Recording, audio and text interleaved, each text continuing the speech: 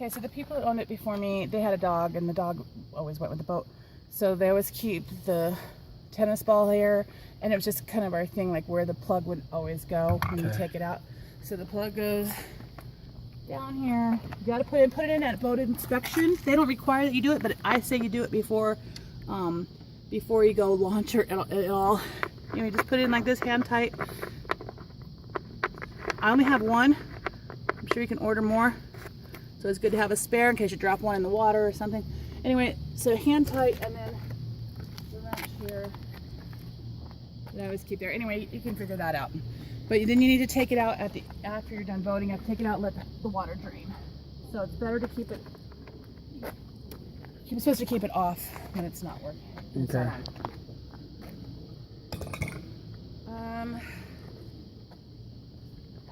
So the strap needs. This is just for transporting. It holds the back of the boat so it doesn't bounce while you're, traveling. Let's see what else. These white things. Well, there's only one. The other one broke off. These are to guide the boat when you put it back on the trailer after being on the water, so you know where it goes if it's sitting right.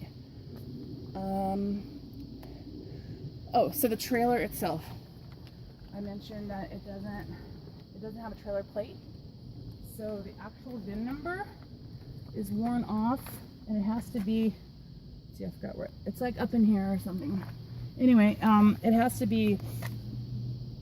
The state has to look at it and give you a trailer plate, unless someone has a trailer plate and just stick it on there. That's what we did for years. We just moved plates around. What I did when I first learned how to do this is I took a picture of this setup, so I knew that the rope came from above and which way it went. Like you'd think that it would go underneath this, it doesn't. It goes over the top. I'll have it set up. This is the Chatfield inspection. You can have them inspected before you leave the lake each time, so you don't have to go through the inspection each time. Anyway, it comes with a receipt. They have to see the receipt. I will put the receipt in the glove box, so you can have that. And just one last thing you got to do. So it's in neutral when you pull out the gear. It actually pulls out, and this raises and lowers. Of course, I don't have it on, but I have to have the key in to raise and lower. The trim is raising and lowering the engine.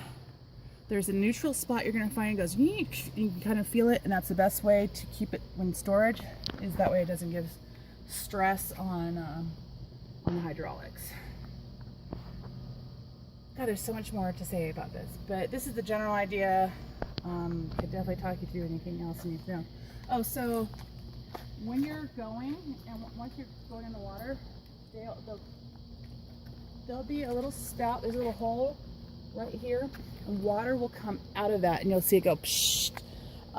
That's how you know that the water's being cooled, and once it starts coming out, if your engine starts to overheat, check this hole and see if sometimes it gets plugged up, like spider webs and that kind of stuff come in there. Anyway, you just need a Q-tip or just your finger or whatever.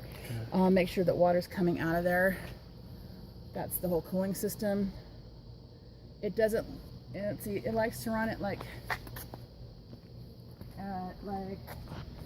3,500 RPM. It loves it. Around 2,000 RPM on the two. It can sometimes, it gets a little hot, then I just speed up a little ways and, kind of pulls down the engine. It's fun. So to keep, you have to pull it out to put it in neutral, and you'll feel it. You just pull the whole thing out, and then it goes up and down. Make sure it's out when you go to launch and you turn it on, because you don't want to like gun it and then, go hit another boat in the launch area. I don't know what else to say. I hope when you go with someone that's been boating before and knows all the etiquette and things like that, because there's a lot of that stuff on the lake.